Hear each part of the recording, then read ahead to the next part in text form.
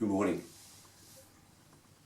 Down the main road from our place, there's a T intersection, two main roads, and on either side of that T intersection, there's a big high wooden fence that runs around this part of the main road and then around the corner and along there, both sides. Behind those two big wooden fences, ostensibly there to, I guess, stop traffic noise and so on, are two communities, affordable housing, public housing communities. The southern one, for example, the fence runs right along that main road, right down there till the road stays high and the land slopes away. There's a creek or river down the bottom, so it's bounded in and there's only one way in. And you come to a school, a small public school, which serves this, I guess, more disadvantaged community and brings in services. There's a road through into it, and off it there are lanes with terraced houses, all the same, rows, all look the same colour and everything. There's another community up the road, up on the hill, good view over Parramatta, I suppose. It too has got a fence around it, and as you go into it, there's a road down and there's little roads off it. The houses are different. They're all different. They're all brick. They're all very nice. Landscaped lawns and gardens, pool, community centre, tennis courts, whatever. And a big gate at the front. And you can't get into this community because unless you know someone and they give you the key or the code or invite you in. You've got to be invited in or live there to get in. The community down the road there, it's almost like society has built it in such a way that it keeps them, those people, in there. And we don't have to go there.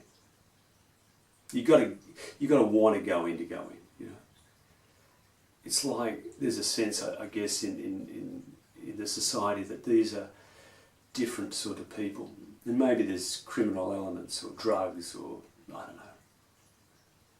don't know what people think. But they're excluded and kept out or kept in. Whereas this lot up here, it's not the most luxurious abode in Sydney, I'm sure. Well, it isn't. But it's much different from that one. And you can't get in, and they're protecting themselves. Both, I suspect, are out of fear. This one is personal fear, and that one's public fear. It locks people away, and there's barriers.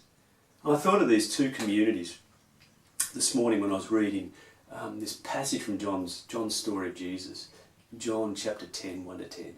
It's this confusing story or set of verses about sheep and sheepfolds and shepherds and gates and voices that are heard and voices that are dismissed and thieves and bandits and a whole lot of metaphors and images that mixed and who is who and what is what and what does it all mean.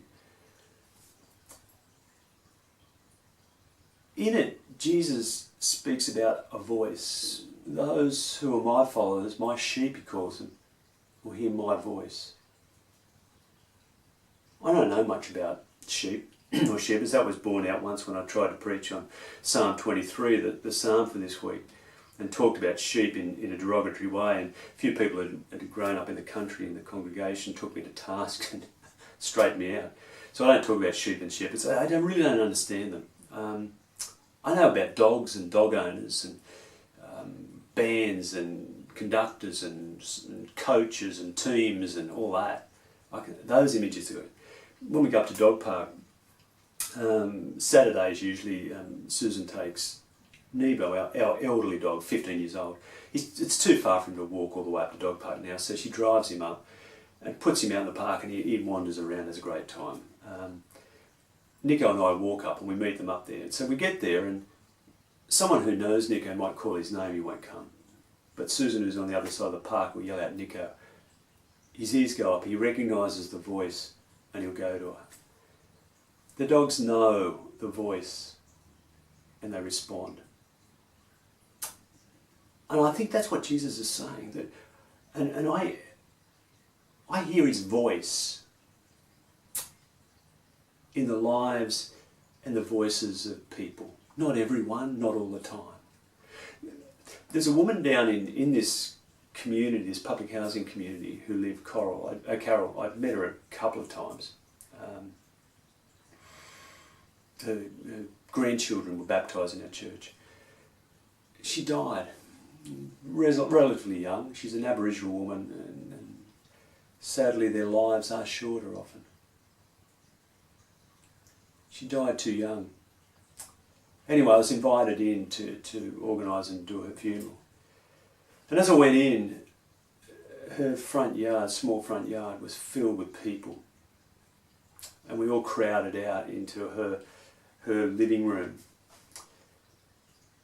Carol's family, like many Aboriginal families, she'd grown up, come from Western New South Wales, and as I pushed further and further off their land and lost touch with their culture and their land, her family moved around looking for work and a place to be.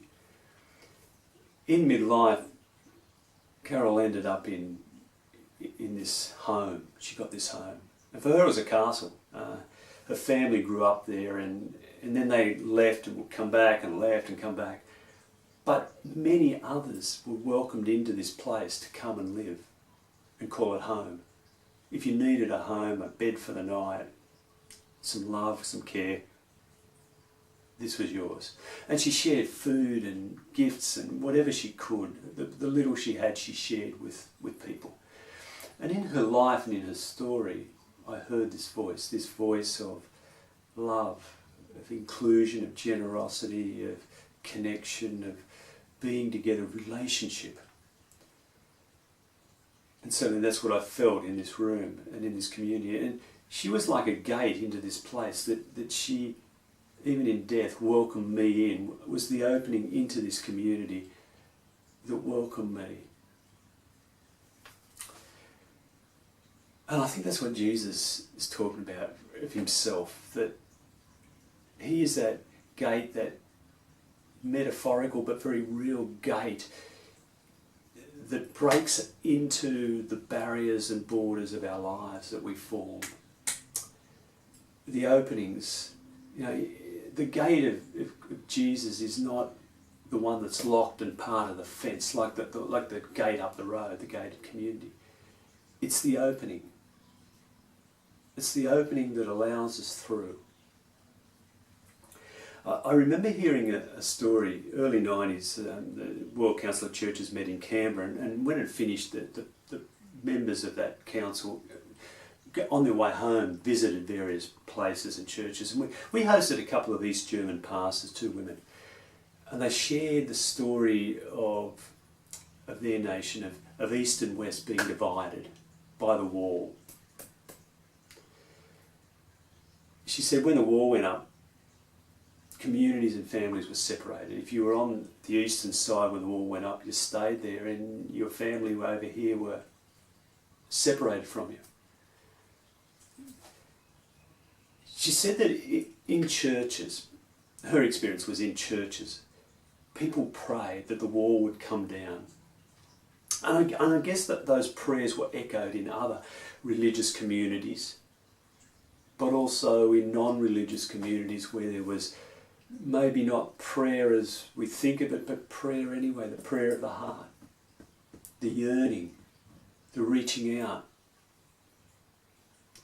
And this voice that I heard in Carol, this voice of love, of hope, of relationship, of justice, of connection, broke into their lives, into their minds, and transformed who they were. So it was no longer about me and my fear and my ideology or anything else.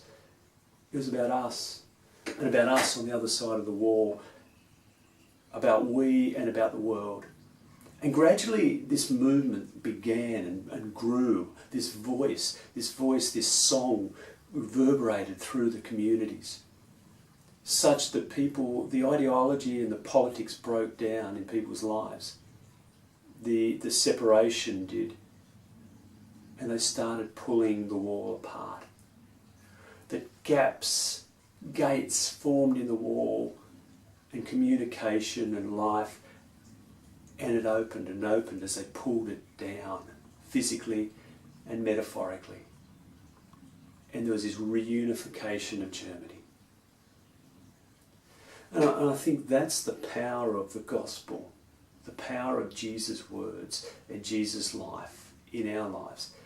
And it's this voice of love and life that echoes and reverberates through people and through stories and through the world and through its beauty and wonder, and through the words of his life that shakes us and rattles us. We live in this COVID-19 world, which is very strange and different, and we're experiencing something of the isolation that people know and feel in their lives.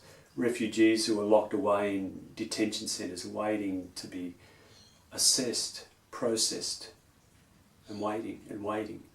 Desperate, lonely or isolated people who have a lot of trauma to deal with.